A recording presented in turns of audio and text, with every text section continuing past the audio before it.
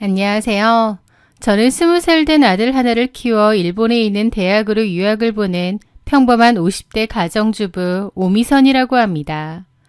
부부의 인연이라는 게 참 무섭고도 허망하다는 것을 저는 최근 몇 년 사이에 뼈저리게 느꼈습니다. 평생을 믿고 의지했던 남편의 추악한 민낯, 그리고 기가 막힌 상간녀의 정체까지 제가 겪은 기가 막힌 이야기들을 최대한 덤덤하게 털어놓아 보려 합니다. 제 전남편 권종우는 서예가 겸 캘리그라퍼로 활동하는 사람이었습니다. 예술을 하는 사람답게 감수성이 풍부했고 기업의 로고나 상품 제작에 참여하며 주기적으로 전시회도 여는 나름 능력 있는 사람이었죠. 저희는 결혼 후 눈에 넣어도 아프지 않을 아들 수혁이를 낳았습니다. 저는 아들이 5살이 되던 해에 남편의 권유로 다니던 회사를 그만두었어요. 남편은 자신이 벌어오는 돈으로 충분하니 아이 육아와 내조에만 전념해 달라고 했고 저 역시 가족을 위해 그게 최선이라 생각하여 흔쾌히 전업주부의 길을 택했던 거죠.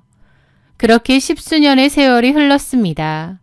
아들은 일본에 있는 대학으로 진학을 했고 저와 남편만 덩그러니 남게 되었습니다.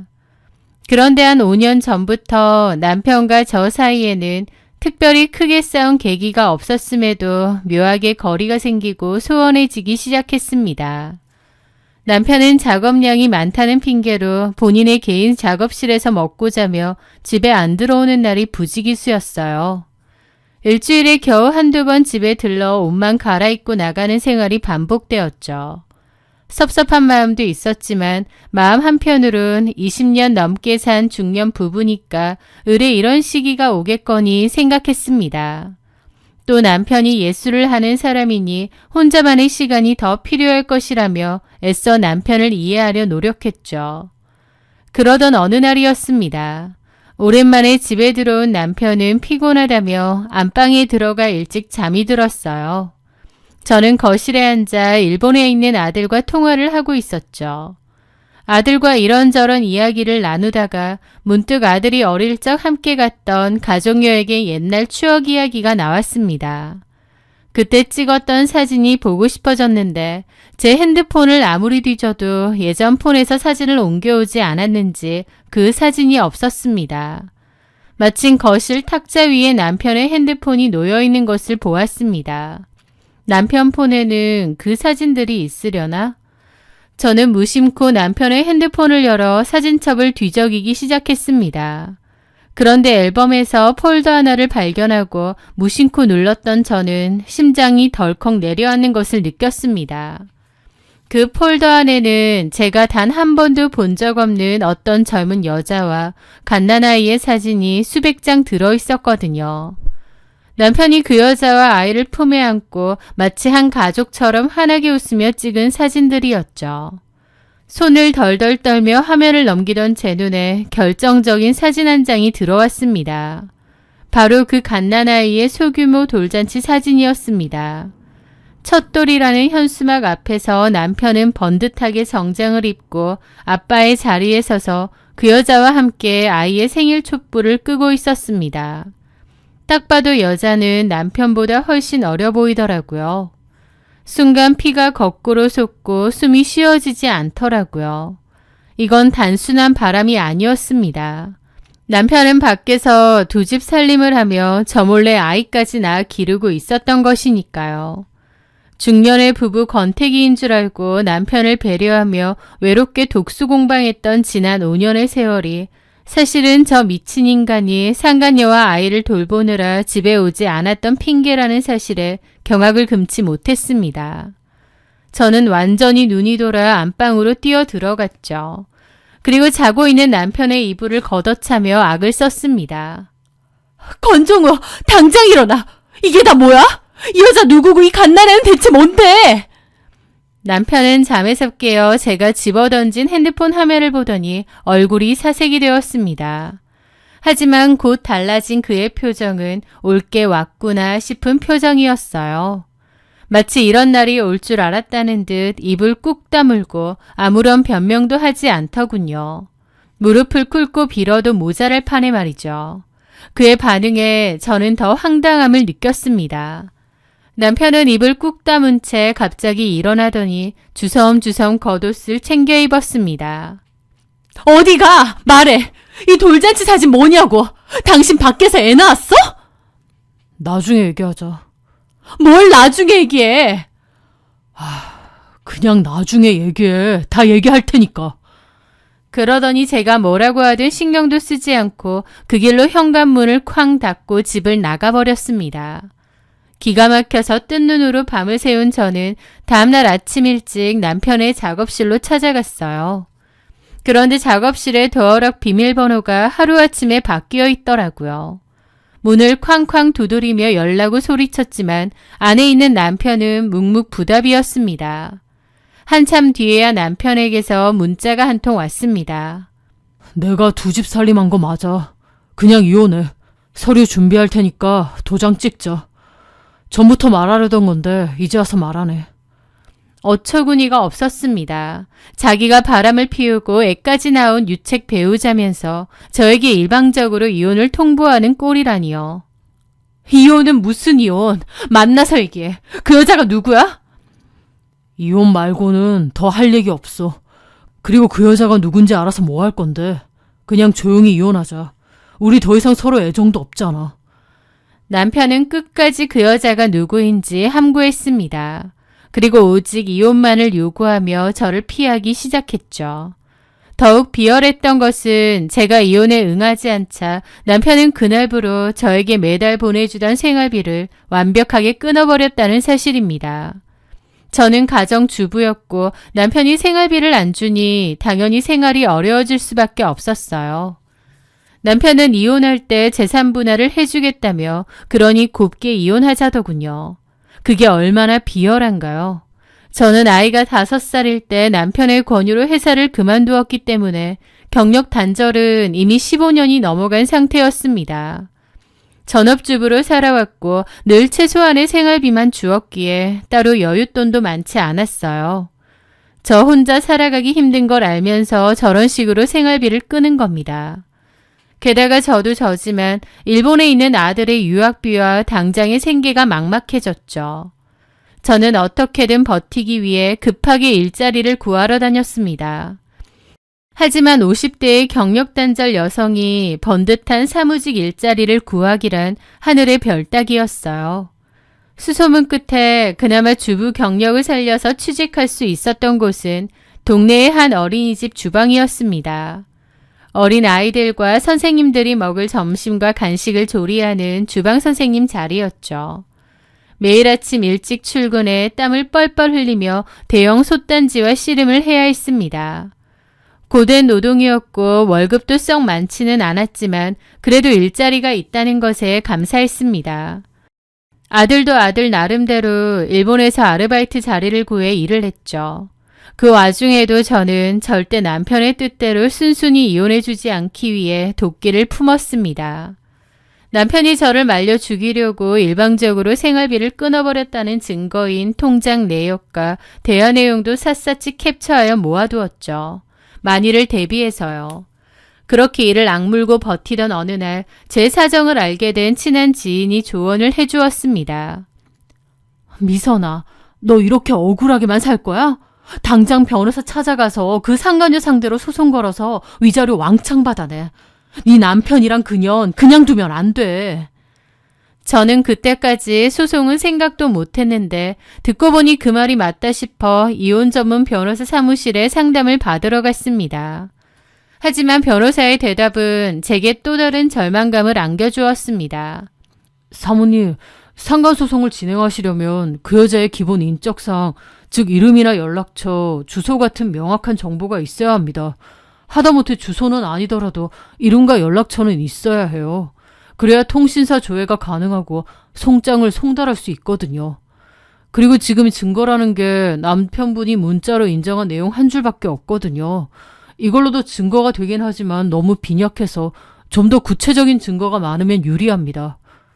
라는데 그 여자에 대한 인적사항도 증거도 제가 알아서 다 모아야 되더라고요. 너무 막막했습니다.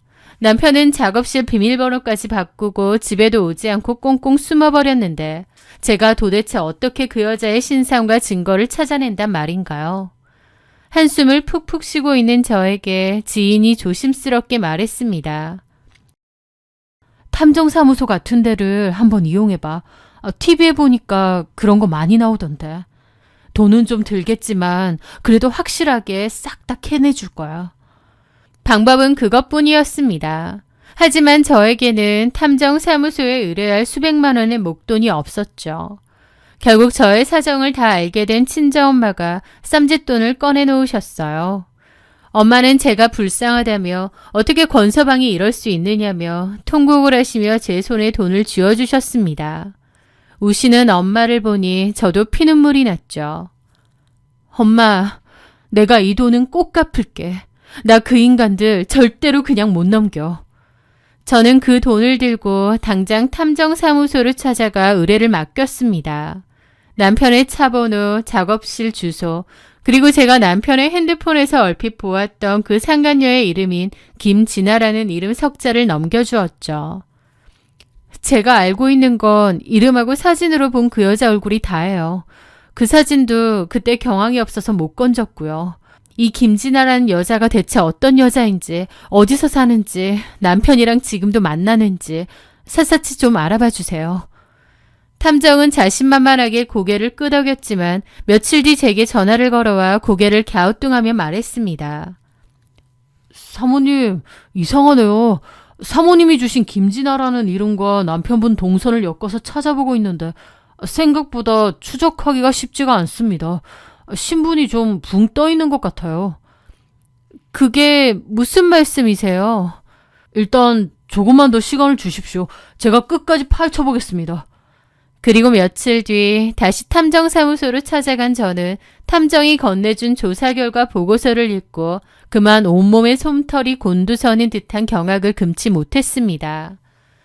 그것은 단순한 상간녀의 신상 정보가 아니었습니다. 제 남편의 아이를 낳고 호시탐탐 제자리를 노리던 그 여자, 김진아의 진짜 정체는 상상을 초월할 정도로 기괴하고 소름 끼치는 것이었으니까요. 사모님이 알고 계신 김진아라는 여자, 이 여자의 원래 본명은 천샤오이입니다. 한국 사람은 아니고요. 중국 국적을 가진 조선족입니다. 김진아 전에는 최매희였고요. 조선족이요? 이름을 바꾼 건가요? 처음 한국에 들어올 때는 천샤오이였고 어느 정도 시간이 지나자 최매희로 개명했습니다. 그리고 최근에 완전히 귀화 절차를 밟으면서 김진아라는 이름으로 바꾼 겁니다. 이름을 여러 번 바꿨네요. 이름 바꾼 게 문제가 아니고 더 기가 막힌 건 따로 있더라고요. 의뢰자분 남편께서 아시는지 모르겠는데 이 여자 중국에 있을 때 결혼을 했던 전적이 있습니다. 그래요? 그럼 중국에서 이혼을 한 건가요? 아니요, 사별이요. 네? 그 중국인 남편이 나이가 아주 많은 연상이었는데 갑자기 죽었습니다. 사망 사유는 중국 쪽 기록이라 명확하게 확인이 안 되더군요. 그 여자 전 남편이 죽었다고요? 네, 그런데 한 번이 아니고요. 남편이 죽자마자 한국으로 넘어왔는데 한국에 와서도 같이 동거하며 사실혼 관계로 살았던 한국 남자가 있었어요. 그 남자가 이 여자보다 무려 26살이나 많은 연상남이었습니다. 탐정의 입에서 나오는 사실들은 하나같이 다 경악스럽더라고요. 그런데 놀랍게도 그 26살 연상남도 이 여자와 같이 살기 시작한 지 불과 1년 반 만에 사망했습니다. 사망 사유는 자다가 갑자기 온 심장마비였다고 하더군요. 짧은 기간 안에 신분을 계속 세탁하며 나이가 훨씬 많은 남자들과 여러 번 결혼과 동거를 반복하고 그 남자들이 모두 알 수 없는 이유로 갑자기 사망했다는 사실. 제 남편 역시 그 여자보다 16살이나 연상이었습니다. 그녀의 이전 남자들과 완벽하게 겹치는 패턴이었습니다. 이건 단순한 불륜이나 외도가 아닌 것 같더라고요. 그리고 사모님, 이 김진아라는 여자 남편분 말고도 따로 만나는 남자가 있더라고요. 같은 조선족 출신으로 보이고요. 나이는 엇비슷해요, 김진아랑. 네? 제 남편이랑 두 집 살림을 하면서 또 다른 애인이 있다고요? 네, 남편분 작업실이나 지방 전시 일정으로 자리를 비울 때마다 그 젊은 남자가 드나들더군요. 그래서 말인데 남편과 그 여자 사이에 있다는 그 아이 말입니다. 어쩌면 그 젊은 애인의 아이일 확률도 배제할 순 없을 것 같은데요. 머리를 세게 얻어맞은 것 같았습니다. 남편은 저를 버리고 생활비까지 끊어가며 그 여자와 아이에게 헌신하고 있었지만 사실 그 아이는 자신의 핏줄조차 아닐 수 있다는 것이었죠. 저는 끔찍한 상간녀의 정체에 경악하며 치를 떨었습니다. 그리고 그런 여자에게 넘어간 남편이 너무 어리석고 한심하게 느껴졌죠. 그 길로 저는 탐정이 건네준 모든 자료를 들고 변호사를 찾아갔고 김진아를 상대로 상간자 위자료 청구 소송을 접수했습니다. 소장이 접수되고 며칠 뒤 모르는 번호로 제게 전화가 걸려왔습니다. 수화기 너머로는 약간 어눌하지만 당돌한 목소리가 들려왔습니다. 여보세요? 오미선 씨 맞죠? 저 김진아입니다. 소장 받았나 보네요. 제가 차갑게 쏘아붙이자 그녀는 전혀 당황하지 않고 아주 뻔뻔하게 대꾸했습니다.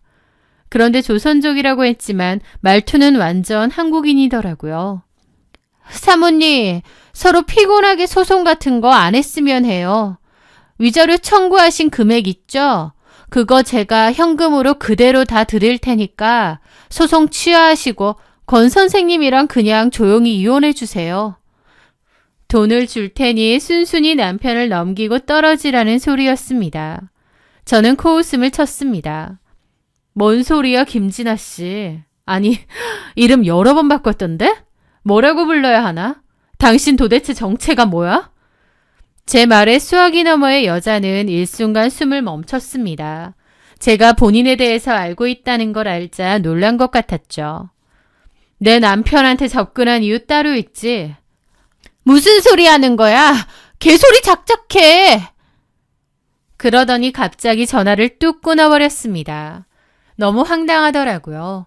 사실 저는 이때까지는 남편에게 그 여자의 정체에 대해 다 말해줄 생각이었습니다. 아무리 저를 배신한 쓰레기 같은 남편이라지만 저런 위험한 여자에게 노란하게 둘 수는 없었거든요. 그래서 제가 알아낸 최소한의 진실은 알려줘야겠다고 생각했죠. 20년 넘게 산 부부의 정이라는 게 있으니까요. 그렇게 저는 남편에게 전화를 걸었습니다. 제 전화는 또 안 받더라고요. 제가 할 말 있으니 전화하라고 문자를 보냈어요. 그날 밤 전화가 왔죠. 왜? 이혼 서류에 도장 찍을 마음 생겼어? 당신 정신 똑바로 차려. 당신이 지금 만나고 있는 그 김진아라는 여자 그냥 일반적인 여자 아니야. 또 무슨 헛소리를 하는 거야? 당신 그 여자에 대해서 어디까지 알고 있어? 국적이 우리나라 아닌 것도 알아? 이름도 2번이나 바꾼 거 아냐고. 그 여자. 그런데 남편이 갑자기 제 말을 끊더니 고함을 지르는 거예요. 야, 너 진짜 미쳤냐? 뭐라고? 별의별 미친 소설을 다 지어내네. 진아가 불쌍하게 살아온 과거 내가 다 알아. 너 상간 소송한 거 내가 다 들었어. 사람이 왜 이렇게 구질구질하냐. 내가 더 이상 너랑 살기 싫다고. 너한테 들어가는 내 돈도 아깝다고. 근데 어디다가 소송이야. 어디서 본 건 있어가지고. 소송 당장 취하 안 해? 라면서 고함을 지르는데 너무 기가 막히더라고요. 남편은 원래 큰 소리를 내거나 욕을 하는 사람이 아닙니다. 그런데 그 여자가 뭔 소리를 했는지 가스라이팅이라도 한 건지 저한테 욕을 하며 고함을 지르고 날뛰는 거예요. 지를 위해서 진실을 말해주려고 했는데 그 폭언을 듣는 순간 제 마음속에 남아있던 일말의 연민이나 걱정이 싹 사라졌습니다. 그래, 저렇게 눈이 멀어 있는데 내가 굳이 왜 구해주겠어. 네가 선택한 지옥이니 네가 알아서 감당해라. 완전 여자한테 미쳐서 같이 산 와이프한테 이 난리야? 난 소송 절대 취하 안 할 거고 이혼도 안 해줄 테니까 평생 그렇게 살아. 저는 담담하게 대꾸하고 전화를 끊어버렸습니다. 그 후로 저는 남편의 연락을 무시한 채 묵묵히 상간자 소송을 밀어붙였습니다. 제가 한치의 양보도 없이 강경하게 나가자 다급해진 것은 그 여자와 남편이었습니다. 얼마 뒤 남편은 한풀 꺾인 비굴한 목소리로 다시 제게 전화를 걸어왔습니다. 여보, 내가 제발 부탁할게. 이렇게 살 순 없잖아. 제발 이혼 좀 해줘. 내가 분명히 말했지. 난 이혼 안 해. 어떻게 하면 이혼해 줄래? 저는 속으로 이 인간아, 내가 이혼해주고 네가 그 여자랑 살면 어떻게 될지 아니? 싶더라고요. 하지만 남편이 계속 이혼 노래를 부르니 저도 완전 질렸고 정남이도 떨어졌습니다. 그래서 저는 남편에게 노후에 들어가서 살려고 투자해둔 신축 아파트 명의 저한테 넘기라고 했습니다. 저희 부부가 살던 아파트는 전세고 따로 신축 아파트 한 채가 더 있었거든요. 남편은 생각을 좀 해보겠다더니 3일도 안 돼서 알겠다며 그렇게 하겠다더군요. 아마 그 여자가 자신의 정체가 탄로날까봐 그렇게 하라고 한 것 같기도 하고요. 남편의 어리석음이 우스웠지만 저 역시 이 진흙탕 싸움을 평생 끌고 갈 이유는 없었습니다. 그리고 저는 남편에게 그 여자의 진짜 진실에 대해서는 입을 다물었습니다. 말해봤자 믿지도 않을 사람에게 시간 낭비하고 싶지도 않더군요. 남편은 약속대로 신축 아파트를 제 명의로 전부 넘겨주었고 저는 소송을 취하한 뒤 이혼 서류에 도장을 찍었습니다. 그렇게 10수년의 부부 인연은 남편의 어리석은 선택으로 끝이 났습니다. 모든 절차가 끝난 날 법원을 떠나려는데 그래도 20년 넘게 산 정이 뭔지 말을 해줘야겠다 싶더라고요. 그래서 저는 남편을 잡았습니다. 잠깐만. 내가 그냥 모른 채 할 수도 있지만 여태까지 산 정을 생각해서 딱 한마디만 할게. 당신이 좋아 죽고 못 사는 그 여자 어떤 여잔지 한번 상세히 알아봐. 그리고 그 애도 어쩌면 당신의 아닐 수도 있으니 친자 검사라도. 아이 참. 끝난 마당에 왜 그래? 당신이 원하는 대로 해줬잖아. 하면서 소리를 버럭 지르며 말을 가로막더라고요. 그 모습에 저도 어이가 없어 헛웃음이 나왔죠. 그래, 알았다. 네 마음대로 해라. 네 인생이고 이제 남남인데. 그렇게 저는 그 말을 끝으로 남편과 돌아섰습니다. 이혼 절차가 마무리된 후 저는 남편에게 받은 신축 아파트는 보증금을 받고 월세를 내주었습니다. 거기서 나오는 월세 수익으로 아들의 유학비를 보탰고 저는 작고 저렴한 빌라를 구해 혼자 지내며 어린이집 주방 일을 계속 이어나갔습니다. 마음은 한결 편안해졌습니다. 비록 혼자 밥을 먹고 일터로 향하는 팍팍한 삶이었지만 남편의 배신감에 눈물 흘릴 리도 없었죠. 그렇게 시간은 흐르고 흘러 어느 날이었습니다. 일본에 있는 아들에게서 다급하게 한 통의 전화가 걸려왔어요. 엄마!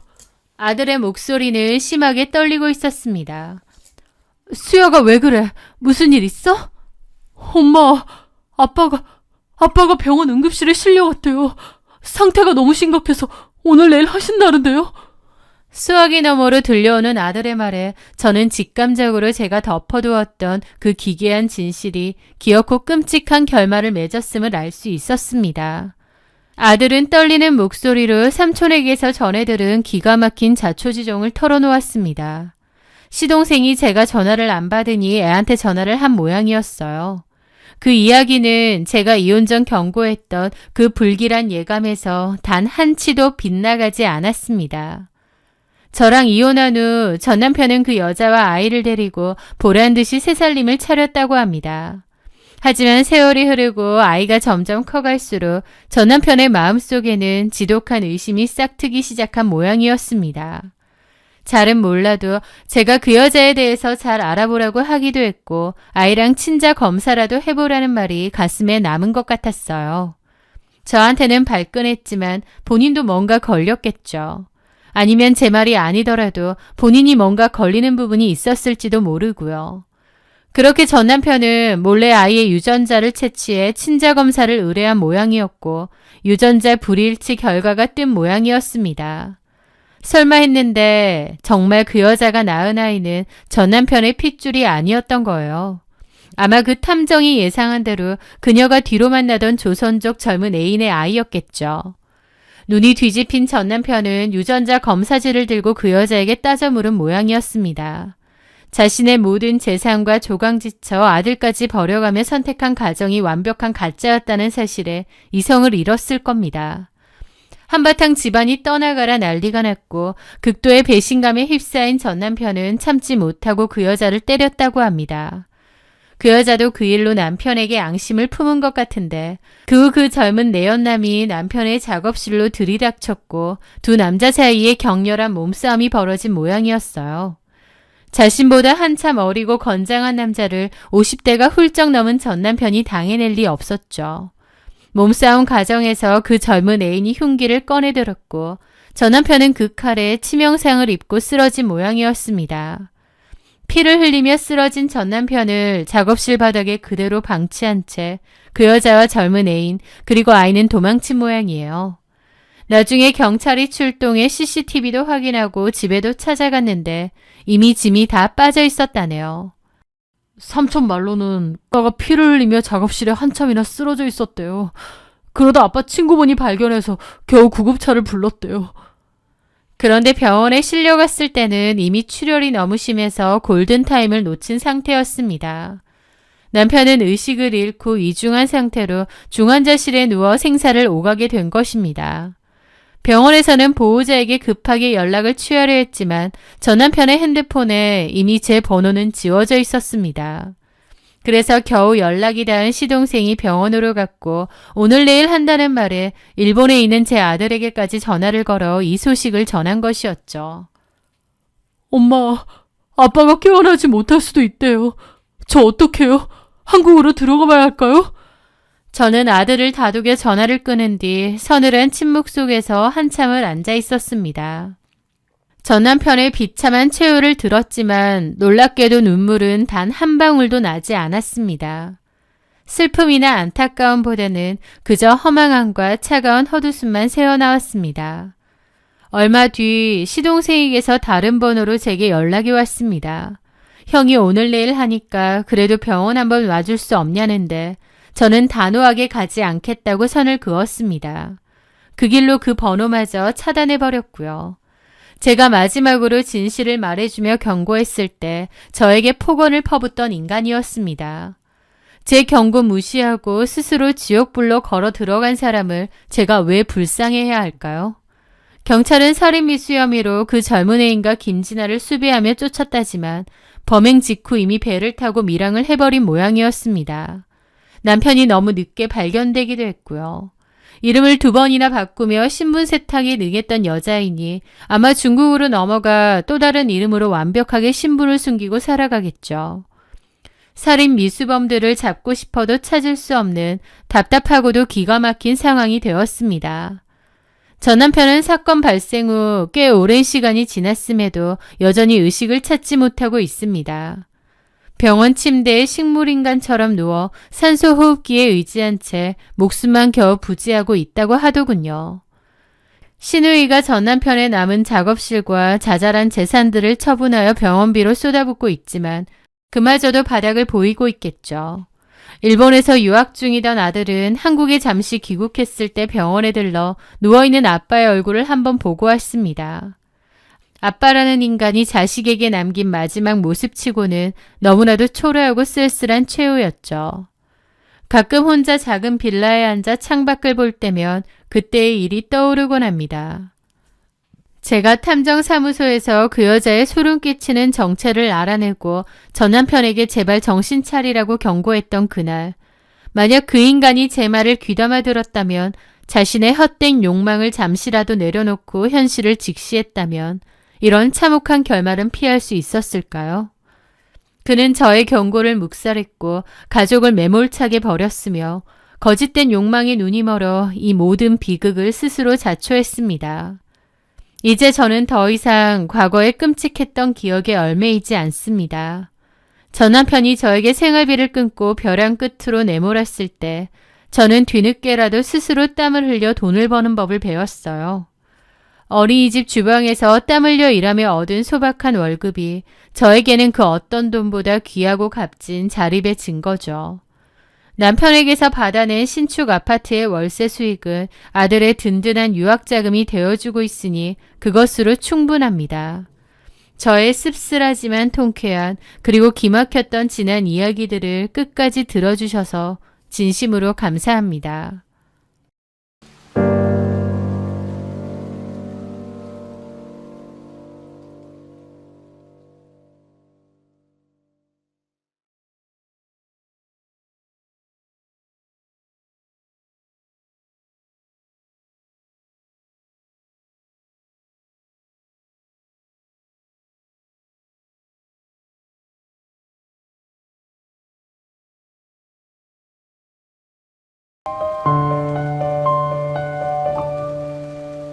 안녕하세요.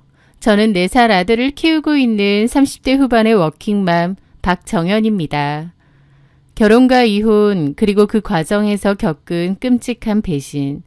평범했던 제 삶이 한편의 막장 드라마처럼 변해버렸던 이야기를 담담하게 털어놓으려 합니다. 저의 전남편 김용주는 저와 고등학교 동창이었습니다. 학창시절부터 꽤 오랜 시간 친구로 지내다가 자연스럽게 연인으로 발전했고 5년이라는 긴 연애 끝에 결혼에 골인했습니다.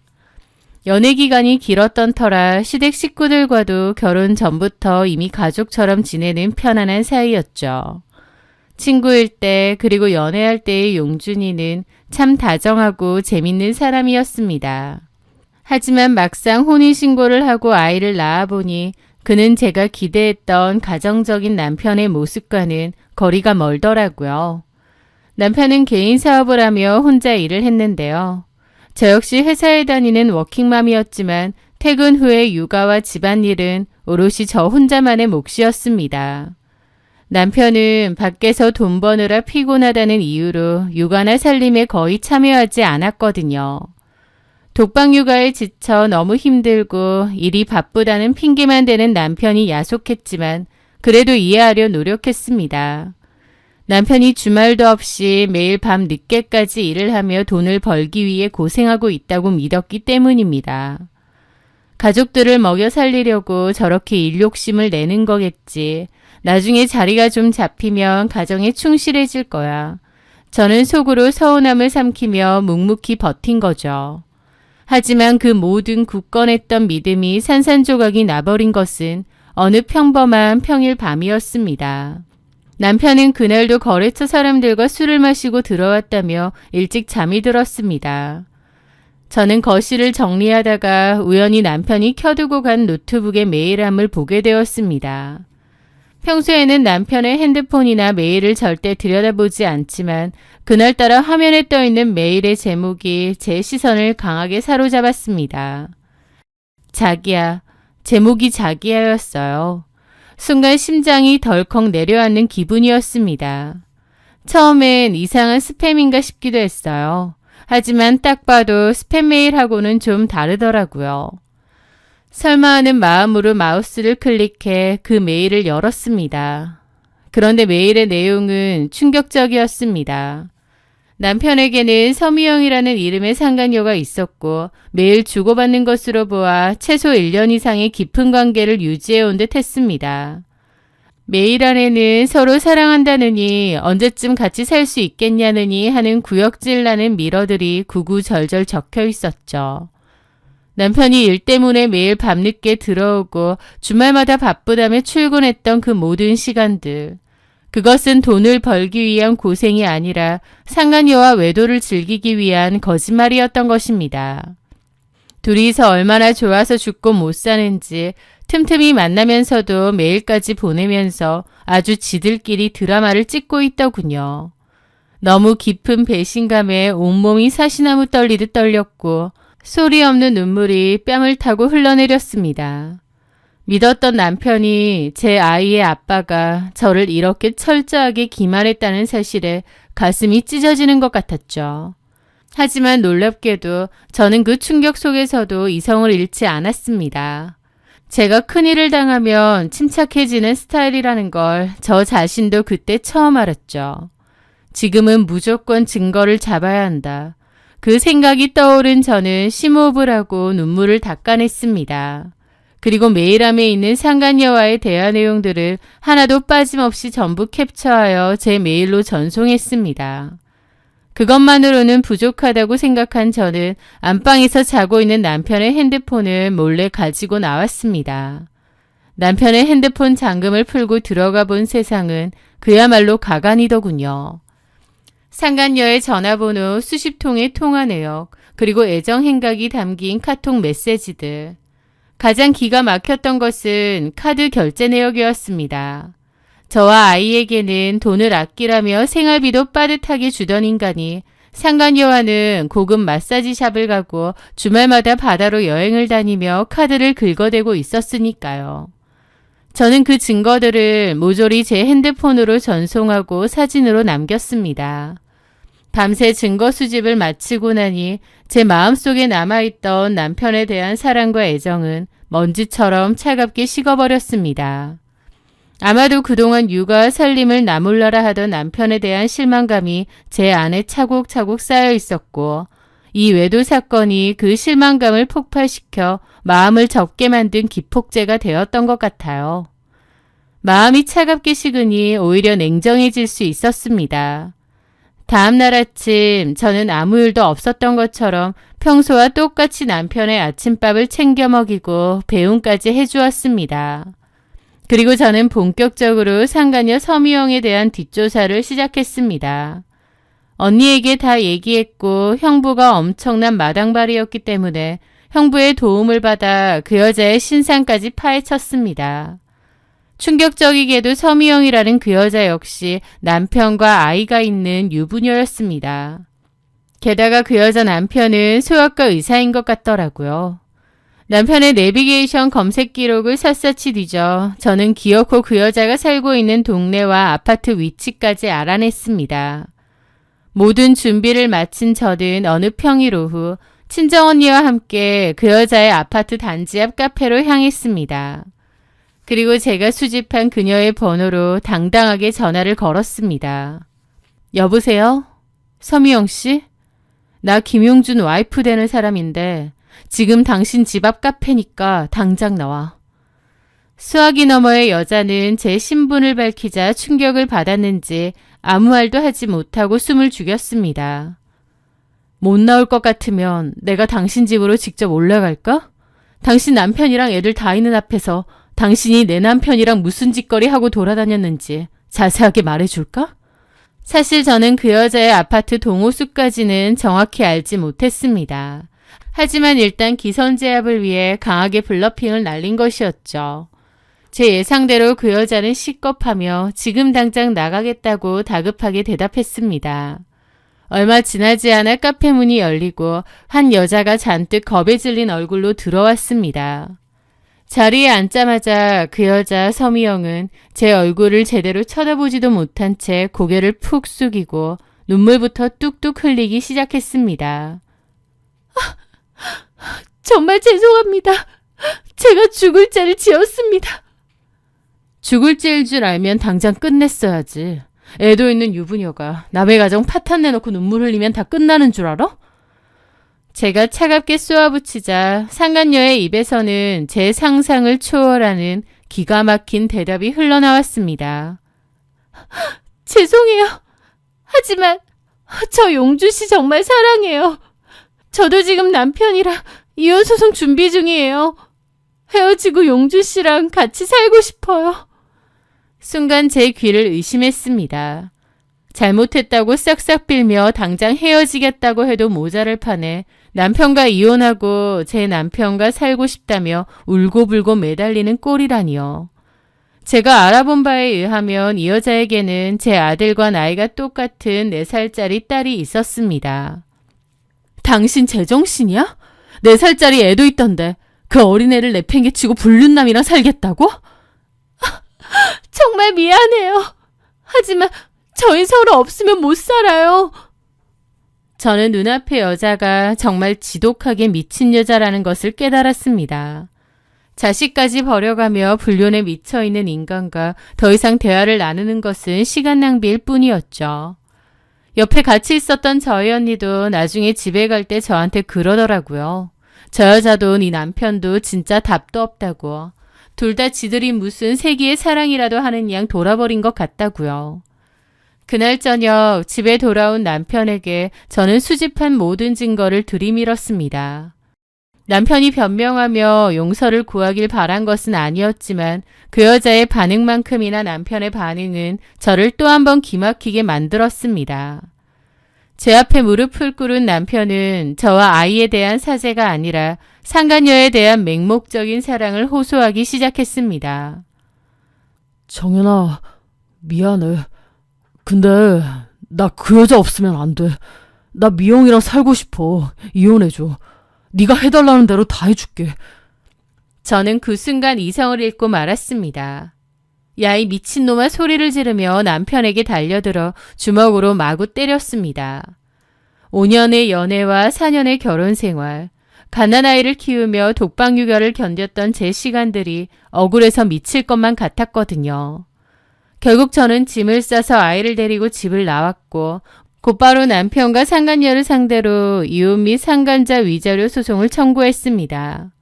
남편은 이혼을 빨리 마무리 짓기 위해 상간녀 서미영에게 청구된 위자료까지 본인의 돈으로 다 물어주기로 약속했습니다. 게다가 살고 있는 신혼집도 제 명의로 넘겨주기로 했죠. 대출이 반이긴 하지만 그래도 쉽지 않은 결정인데 얼마나 그 여자한테 미쳐야 저한테 바로 넘기겠다고 하나요? 아이랑 살아야 했던 저는 바로 그렇게 하기로 하고 끝을 냈습니다. 참 허무하게도 제 결혼 생활은 그렇게 끝이 났어요. 저는 남편과 완벽하게 남남이 되었고 아이의 친권과 양육권도 가져왔죠. 처음 1년 동안은 전 남편에게서 매달 양육비가 꼬박꼬박 들어왔습니다. 그런데 1년이 지나자 갑자기 양육비 입금이 끊겼고 연락조차 닿지 않는 거예요. 저는 전 남편이 돈을 주기 싫어서 꼼수를 부린다고 생각하여 법적 조치를 취하려 준비하고 있었습니다. 그러던 어느 날 전 신우이에게서 뜻밖의 전화 한 통이 걸려왔습니다. 올케 잘 지내? 용준이 일 때문에 연락했어. 양육비 때문에 소송 준비한다며? 네, 안녕하세요. 그 사람이 애 양육비는 똑바로 안 주고 꼼수 부리는 것 같은데 저도 더 이상은 참기 힘드네요. 저기 실은 용준이가 양육비를 줄 상황이 아니야. 알코올 중독 증세가 너무 심해서 정신병원에 입원했거든. 네? 신우이의 입에서 나온 소식은 너무나도 충격적이었습니다. 자초지종을 들어보니 전 남편의 삶은 저와 이혼한 직후부터 완벽하게 나락으로 떨어져 있었습니다. 이혼 후 저에게 모든 것을 다 넘긴 전 남편은 서미영과 새빵이라도 얻어 새로운 인생을 시작하려 했다고 합니다. 하지만 상간녀 서미영은 저와 만났을 때 이혼 소송 중이라며 제 남편과 살고 싶다고 울고불고 했던 것과는 달리 이혼할 생각까진 전혀 없었던 모양이에요. 게다가 남편이 빈털터리가 되어 이혼 서류에 도장을 찍고 나타났으니 더 볼 게 없었던 모양입니다. 서미영은 태도를 싹 바꾸어 일방적으로 이별을 통보하고 남편을 헌신짝처럼 버렸다고 하더라고요. 저와 아이를 버리고 선택한 여자에게 완벽하게 버림받은 전 남편은 폐인이 되었습니다. 그러면서 사업에 문제가 생겼고 그 과정에서 계약이 잘못되는 바람에 결국 막대한 빚까지 지게 된 모양이었어요. 모든 것을 잃은 그는 매일같이 술에 절어 살다가 사고를 치고 경찰서까지 들락날락 거렸고 결국 가족들의 동의하에 정신병원에 입원까지 하게 된 것이었습니다. 그 모든 일들이 1년 동안 일어난 일이라는 게 믿기지 않더라고요. 나도 내 동생이지만 죽어도 이해를 못하겠어. 근데 지금 상황이 그래. 미안해. 전화를 끊고 나서 참 복잡한 감정이 밀려왔습니다.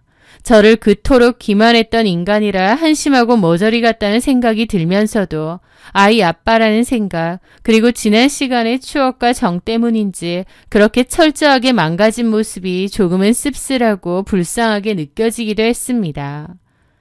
저는 신우이에게 연락해 밀린 양육비는 아예 받지 않겠으니 대신 평생 나와 우리 아이 앞에 나타나지 말라는 각서를 요구했습니다. 양육비 몇 푼에 괜히 연결되어 있고 싶지도 않더라고요. 그렇게 전 남편과의 질긴 악연을 완전히 끊어냈습니다. 그냥 죽은 사람이다 생각하기로 마음먹었죠. 그런데 시간이 조금 흘러 제 마음도 안정을 찾아갈 무렵 정말 공교롭게도 제 SNS 추천 친구 목록에 상간녀 서미영의 계정이 떴습니다. 무심코 눌러본 그녀의 SNS는 저를 또 한 번 기가 막히게 만들었습니다.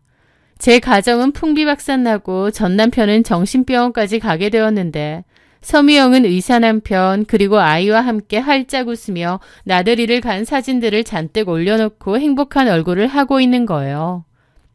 나한테 분명 이혼 소송 중이라며 내 남편이랑 살겠다더니 참나. 지네 남편한테 안 들키고 뻔뻔하게 잘 살고 있었네.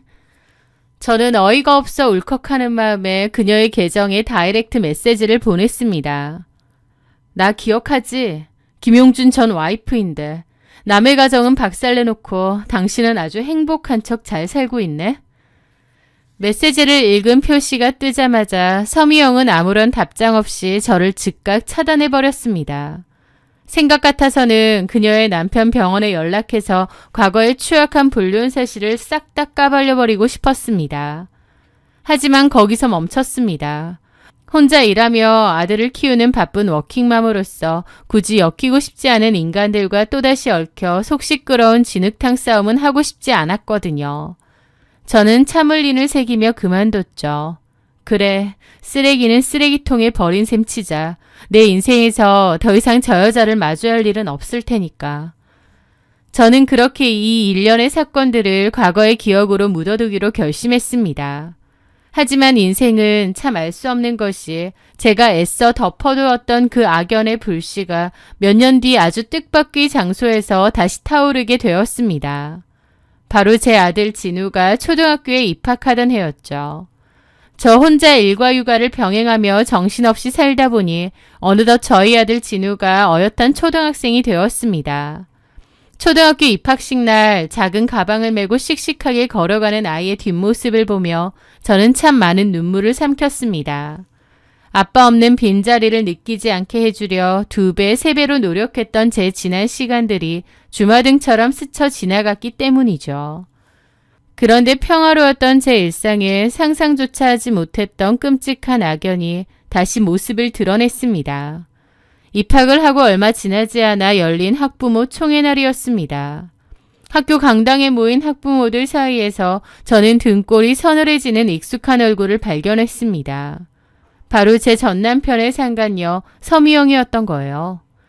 서미영 딸도 저희 아들과 나이가 같았는데 공교롭게 같은 학교에 입학하게 된 것이죠.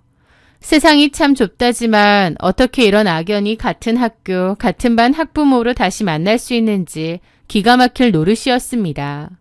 하지만 저는 철저하게 그녀를 무시하기로 했습니다. 이제 와서 그녀와 엮여봤자 제 인생만 피곤해질 뿐이었으니까요. 서미영은 아주 잘 지내고 있는 것 같더군요. 워킹맘이라 회사 일이 바빠 친한 아이 친구 엄마도 하나 없는 저와 달리 서미영은 전업주부로서 유치원 때부터 초등학교까지 학부모 모임의 중심에 있는 것 같았습니다. 다른 엄마들에게 밥을 사고 친분을 과시하며 아주 싹싹하고 여유로운 사모님 행세를 하고 있더군요. 그러다 서미영도 저를 알아봤습니다. 저는 모른 채 했고 서미영도 좀 당황한 눈치였지만 일단은 저를 모른 채 하더라고요. 그러던 어느 날 같은 반 엄마들끼리 다 같이 모여 점심 식사를 하는 자리가 마련되었습니다. 저도 직장에 잠시 양해를 구하고 시간을 내어 참석했습니다. 친한 사람도 없고 서미영과 한 공간에 있는 것이 너무나 불편했지만 진우의 학교 생활을 위해 다른 엄마들과 안면은 터두어야겠다는 생각 때문이었죠. 식사 자리에서 서미영은 여전히 떠들썩한 대화를 주도하고 있었습니다. 저는 말없이 밥만 조금 깨작거리다가 먼저 자리에서 일어났습니다. 제가 회사에 다시 들어가 봐야 해서요. 먼저 일어나 보겠습니다. 다들 맛있게 드세요. 엄마들에게 가볍게 인사를 건넨 저는 식당 밖으로 나왔습니다. 마침 친정언니에게서 전화가 걸려오더군요. 정연아, 학부모 모임은 잘 끝났어? 그 상간녀 미친년은 안 설쳐? 지금 막 밥만 먹고 나왔어. 꼴도 보기 싫어서 그냥 무시하고 있어. 언니와 통화를 하며 식당 앞 주차장으로 걸어가는데 뒤에서 다급한 발소리가 들려왔습니다. 그러더니 제 어깨를 톡톡 치는 거예요. 돌아보니 서미영이 저를 따라 나와서는 어깨를 친 거였어요. 저는 너무 황당해 언니와의 통화를 끊지 않은 채 핸드폰을 쥔 손을 살짝 내리고 그녀를 쳐다보았습니다. 서미영은 팔짱을 끼고 저를 위아래로 훑어보더니 아주 오만하고 차가운 목소리로 입을 열었습니다. 저기요, 진우 어머니. 뭐죠? 우리 지난 일은 그냥 조용히 덮고 넘어갔으면 해서요. 갑자기 뭐라는 거예요? 노파심에 하는 소린데 다 지난 일이잖아요. 괜히 쓸데없이 옛날 이야기 꺼내서 일 크게 만들지 마세요. 애들도 같은 반인데 엄마들 사이에서 그런 소문 들면 그쪽 애한테도 좋을 거 없지 않겠어요? 지금 이게 누구한테 할 소린지 저는 귀를 의심했습니다. 몇 년 전 제 앞에서 무릎을 꿇고 눈물을 뚝뚝 흘리며 자기 남편과 이혼하고 제 남편과 살고 싶다며 빌던 그 여자는 온데간데 없었습니다. 그때의 눈물은 철저한 연기였을 뿐 지금 제 눈앞에 있는 여자는 뻔뻔함의 극치를 달리고 있었죠. 지금 나한테 협박하는 거예요? 야, 잘못은 네가 해놓고 누가 누굴 협박해? 웬 반말? 그때나 지금이나 아주 상스럽네. 진우 어머니, 저는 지금 협박이 아니라 조언을 하는 겁니다. 어쨌든 난 그쪽한테 위자료 줬으니 법적으로 다 끝난 일이잖아요. 이제 와서 만약 엄마들 사이에서 헛소문 내고 들쑤시면 나도 가만 안 있어요. 명예훼손으로 고소할 테니까 입 조심하고 조용히 지내요. 서로한테 그게 좋으니까. 불륜을 저지른 가해자가 피해자에게 도리어 명예훼손을 운운하며 적반하장으로 나오는 꼴이라니. 저는 어이가 없어서 실소가 터졌습니다. 위자료? 참나. 남의 가정 다 망쳐놓고 그쪽만 멀쩡히 사는 것도 어이없는데 가만히 있는 사람 굳이 쫓아나와서 이런 헛소리 짓거려? 이봐요 서미영 씨. 똥줄이 어지간히 타긴 타나 봐요. 뭐? 똥줄? 말 다 했어요? 저는 상간녀에게 경고하듯 말했습니다. 닥치고 네 애 간수나 잘해. 나야말로 너 같은 쓰레기랑 엮이고 싶지 않으니까. 저는 얼굴이 시뻘겋게 달아오른 서미영을 뒤로하고 곧장 차에 올라탔습니다. 그런데 핸드폰을 들어보니 언니와의 통화는 아직 끊어지지 않은 상태였습니다. 야, 박정현. 나 방금 그 미친년이 짓거리 소리 다 들었어. 녹음 버튼 눌러서 싹 다 녹음해놨어. 아, 미친 거 아니야? 아, 쥐가 불륜 저질러 놓고 누굴 고소해? 진짜 열받네. 어쨌든 녹음은 잘했어, 언니. 다행히 언니와 통화 중인 상태에서 대화가 오갔기 때문에 서미영이 저에게 적반하장으로 협박하던 그 모든 내용이 언니의 핸드폰에 완벽하게 녹음되어 있었습니다. 하지만 저는 정말로 조용히 넘어가려 했습니다. 저도 이제 좀 평화로운데 속 시끄러운 건 싫었으니까요. 그런데 서미영은 스스로 제 무덤을 깊게 파기 시작했습니다. 그날 주차장에서의 일이 있은 후 그녀는 제가 언제 사실을 폭로할지 모른다는 극도의 불안감에 휩싸였던 모양이에요. 그래서 그녀가 선택한 방법은 선수를 쳐서 저와 제 아들 진우를 학부모 무리해서 완벽하게 매장시키는 것이었습니다. 어느 날부터인가 진우가 유독 학교 가기를 싫어하고 시무룩해져 있었습니다. 조심스럽게 물어보니 친구들이 진우와 놀아주지 않는다고 하더군요. 알아보니 서미영이 엄마들 사이에서 아주 악의적인 거짓 소문을 퍼뜨리고 있었습니다. 진우가 여자애들만 골라 괴롭힌다더라. 진욱의 아빠가 없어서 그런지 애가 폭력적이고 좀 이상하더라. 애들 진우랑 못 놀게 해야겠더라. 그 엄마도 아주 이상한 사람이더라. 입도 험하고 자격지심도 심하고 완전 또라이더라. 이혼녀인데 유책 사유도 그 여자 때문이라며 질이 안 좋아서 멀리 해야겠더라 등등. 서미영은 자기 딸을 지키겠다는 알량한 핑계로 아무것도 모르는 8살짜리 제 아들을 희생양 삼아 왕따를 주도하고 있었습니다. 그 사실을 알게 된 순간 제 안에서 무언가 툭 하고 끊어지는 소리가 났습니다. 나를 기만하고 내 가정을 파탄낸 것도 모자라 이제는 내 목숨보다 소중한 내 아이를 건드려? 저는 이를 악물었습니다. 서미영, 네가 사람을 단단히 잘못 건드렸다는 걸 뼈저리게 느끼게 해주마. 저는 벼르고 벼르던 칼을 빼들었습니다. 진우반 학부모들 연락처를 모아 새로운 카카오톡 단체 채팅방을 개설했습니다. 그리고 그 채팅방에 진우반 엄마들 전원을 초대했죠. 물론 형부를 통해 알아두었던 서미영의 남편 박성현의 번호까지 추가해서 말이죠. 밤 10시 사람들이 가장 핸드폰을 많이 볼 시간에 저는 준비해둔 자료들을 단톡방에 모조리 전송했습니다. 과거 전 남편과 서미영이 나눴던 구역질나는 메일과 카톡 대화 캡처본, 법원에서 판결난 상간자 위자료 소송 판결문, 마지막으로 며칠 전 식당 주차장에서 서미영이 저를 명예훼손으로 고소하겠다며 협박했던 바로 그 음성 녹음 파일까지도요.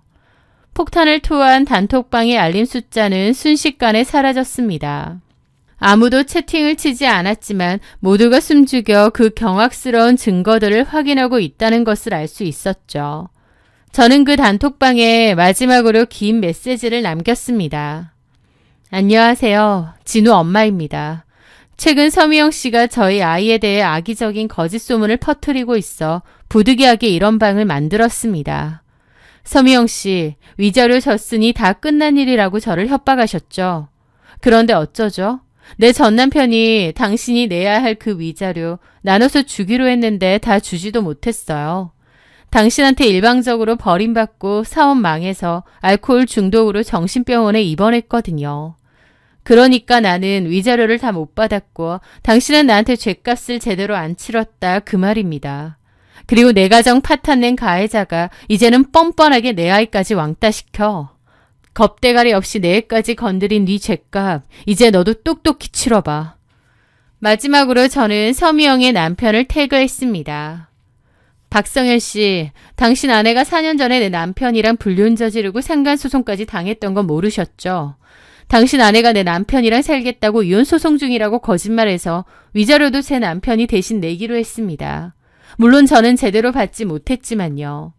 남의 가정 파탄내고 평화로운 척하는 두 얼굴의 아내, 이참에 제대로 확인하시길 바랍니다. 메시지 전송을 끝으로 저는 미련 없이 그 단톡방을 나와버렸습니다. 제가 할 일은 끝났습니다. 판은 깔아졌고 이제 서미영이 그 진흙탕 속에서 패멸하는 것을 지켜보는 일만 남은 것이죠. 결과는 제가 예상했던 것보다 훨씬 더 처참하고 완벽했습니다. 다음 날 학교는 그야말로 발칵 뒤집혔거든요. 서미영의 끔찍한 실체가 낱낱이 까발려지자 엄마들은 경악을 금치 못했습니다.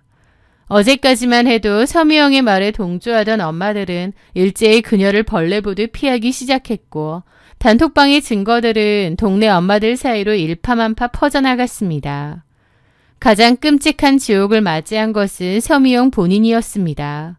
그녀의 남편 박성현은 단톡방에 올라온 상간소송 판결문과 증거들을 보고 완전히 이성을 잃었다고 합니다. 아내가 과거에 불륜을 저질렀고 심지어 잘못을 반성하기는커녕 피해자 아이까지 왕따시키려 했다는 걸 알게 된 거죠. 결국 그녀의 남편은 당장 이혼소송을 제기하며 집에서 그녀를 내쫓았다고 하더라고요. 서미영은 학부모들 사이에서 완벽하게 매장당했고 남편에게 이혼당해 가정이 풍비박산났으며 그녀의 딸 역시 그 다음 날부터 학교의 모습을 드러내지 않았습니다. 남의 가정을 파탄낸 것도 모자라 내 아이까지 건드리려 했던 뻔뻔한 상간녀에게 제가 한 가장 통쾌하고 무자비한 한방이었습니다. 설령 그 일로 저를 명예훼손으로 고소한다 해도 상관없었습니다. 그런데 복수라는 건 저한테도 당연히 피해는 있었습니다. 저희 아들 그 난리통 속에서 상처를 받을까봐 걱정이 됐거든요. 그래서 저는 결단을 내리고 직장과 가까운 다른 지역으로 이사를 감행했습니다. 진우 역시 아무도 우리를 모르는 새로운 초등학교를 전학을 시켰고요. 처음에는 아이가 전학 간 학교에서 적응하지 못할까봐 매일 밤잠을 설쳤습니다. 하지만 다행스럽게도 진우는 새로운 환경에서 금세 특유의 밝은 모습을 되찾았습니다. 좋은 담임 선생님과 착한 친구들을 만나 지금은 전학 간 학교에서 씩씩하고 건강하게 잘 지내고 있습니다. 모든 것이 제자리를 찾은 지금 저는 퇴근 후 진우와 마주 앉아 그날 있었던 학교 이야기를 나누는 평범한 이 저녁 시간이 너무나도 감사합니다. 세상에는 자신의 죄를 뉘우치지 않고 오히려 피해자를 짓밟으려는 뻔뻔한 가해자들이 참 많습니다. 하지만 죄를 지으면 언젠가는 반드시 그 대가를 치른다는 단순하고도 명백한 진리를 저는 제 삶을 통해 두 눈으로 똑똑히 확인했습니다. 저는 제 목숨보다 소중한 아이를 완벽하게 지켜낸 강인한 엄마입니다. 앞으로도 저는 과거의 상처에 얽매이지 않고 진우와 함께 흔들림 없이 당당하고 행복하게 저희만의 삶을 살아갈 것입니다. 저의 길고 파란만장했던 이야기를 끝까지 들어주셔서 진심으로 감사합니다.